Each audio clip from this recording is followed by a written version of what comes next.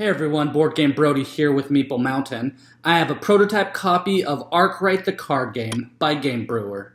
Now, what does this game have that might make you interested in it? Well, the simple answer is if you have played the original board game, this version is not as complex, comes in a smaller box, and still includes an economic simulation during the Industrial Revolution. Players start with two factories that either produce food, clothes, cutlery, or lamps. Don't worry, these factories are pre-selected for each player depending on the numbers playing in the game. And it gives each player a leg up in producing a product that no other player is producing, and also a product that has some competition with another player. Players try to continue their factories, making them more efficient, and also adding more factories, making other goods to give more competition to other players, or jumping to produce the good because you see a chance to make a big profit. Players will be trying to increase both their number of stock in their own company, while also increasing the value of that stock. Taking too many penalties from shipping or increasing your debt tokens will tend to set you back a little bit. At the end of the game, players multiply their stock value by the amount that they own, and whoever has the most money wins the game. Well, how do you do this? Well, let's check out the possible actions that you can perform to make your factory more profitable. Actions are performed during the action phase, and a turn will consist of one action, determining the price and the appeal of the active good, and then taking one development. The game is played over 3 decades, and in each decade you will perform 4 rounds each, focusing on one of the 4 types of goods or factories. And for each round, again, you will perform 3 phases on your turn. The action phase, where you perform an action, you set your price and appeal, and then you develop, then you produce, and then you prepare for the next round. There are lots of different actions that players can choose, and one of them, players might decide to build a new factory, allowing new product to be produced, or upgrading an already built factory to increase the production volume of that good. Another choice is employing more workers, letting others do the work. This will increase your production volume. You might also automate your production by replacing your workers with machines, and this will reduce the cost of production for that factory. Adding quality or distribution is there to increase your appeal and or your revenue on those products that you're making. Another action that you might take is to own more of your own business by taking the stock exchange action to buy more shares in your business. These actions are all meant to cause your factories to progress or let you exchange the fruits of your labor to purchase additional stock to win the game. You will visit your player board for added information on how well you can perform these actions. Later on your turn, you'll have the opportunity to further develop a specific action type to have a stronger action when you take it next time. After choosing your strategy for this round by choosing one of these actions, you will set your prices and your appeal. Be careful with your strategy here, as competitors will determine theirs after they study yours. This is only done for the factories that produce the active good for this round. So if you have a food and a lamp factory, then when I play on the round where the clothes is the active good, then I will still perform my action on my turn, but I'm not going to be competing with the other players to sell this good, as I don't make it. So I will plan on getting my other factories more efficient while the other players fight out for who can gain the most money for their clothes. Now, if the active item is food and I have a food factory, then I will try to figure out my best approach of how to get my prices and appeal to the best that I can. I will do this by both sliding my token on one of these choices and or flipping over cards on the right side of my factory to manipulate these factors. The higher the appeal, the higher possibility I have to sell more of that good, especially if my appeal is much higher than all others. If it's just barely higher than others, then I will just barely sell more. If it's a lot higher, then I will sell a lot more. Of course, depending on how much I make. The price then will change how much I gain per sold item. So really you want high price and a high appeal, but your decision isn't as easy as you might think it is, as you will need to manipulate these, setting yourself in the best position against your competitors. Notice that the only thing I'm changing is the price versus the appeal, as the amount of goods doesn't change this decision, but there will be a limit on how much demand there is for this item.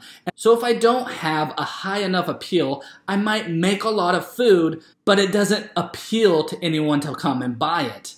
My competitors might have a higher appeal, and so they're going to go buy it from them. Or I could have a huge appeal selling all of those goods, but not having much of a profit because my price was set too low.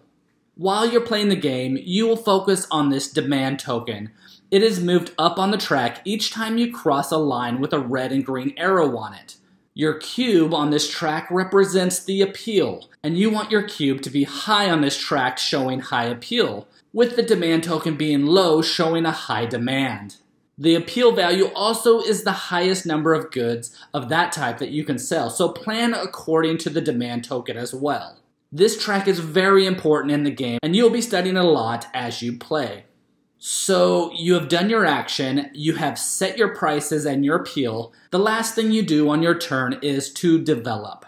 Each player has their own player board helping them grow their business, and when developing you can move one of these markers up on this board. Or you can take a development card that is unclaimed in the general supply.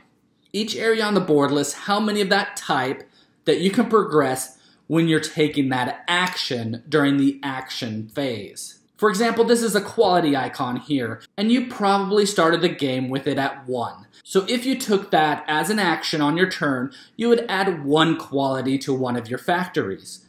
But if you had this upgraded, later when you take the quality action, you will be adding 2 or 3 of quality to one of your factories. Quality can increase either the price or the appeal, depending on how you flip this card around. Here is the distribution, which will help increase your price only, but it'll help the price more than the quality will. Right here is how many development cards that you can have at a time. This is the machinery, and it will let you decide how many workers that you can replace with machinery at a time, saving you money as you have to pay wages to all your workers, and when you replace them with machinery, it'll cost you less. This is how many goods that your ship can hold. If you end up with excess goods that you can't sell, then you can ship it off to sell somewhere else, and this will help your ships to hold more of these items. This development will give you additional discounts when buying shares when you take the buy shares action. Focus on your board to help plan for powerful moves, but also be aware of all the available development cards. These add some nice additions to the game, and when gone from the supply, they will no longer be available for you.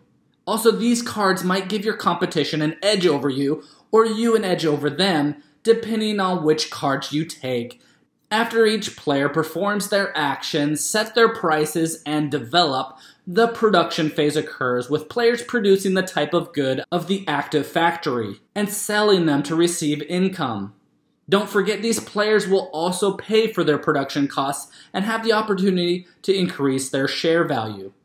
Players all determine the number of goods produced by adding their icons depicted on the left side of their factory. Then you will go to the game board to find your appeal cube. You will subtract the demand value from your appeal value to determine how many goods you are allowed to sell to the British market. Leftover goods can be stored or shipped off in one of your ships.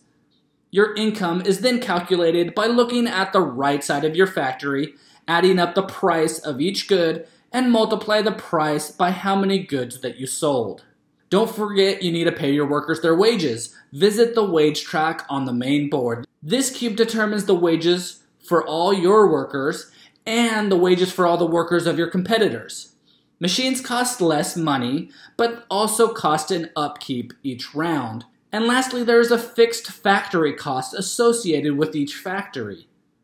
Now, whenever you sell at least 2 goods to the British market, your stock will increase in value by 1, and the player with the highest appeal value will increase their stock by another value of 1. Sadly, distribution is slowly deteriorating, and after each round, the producing factory will decrease their distribution by 1.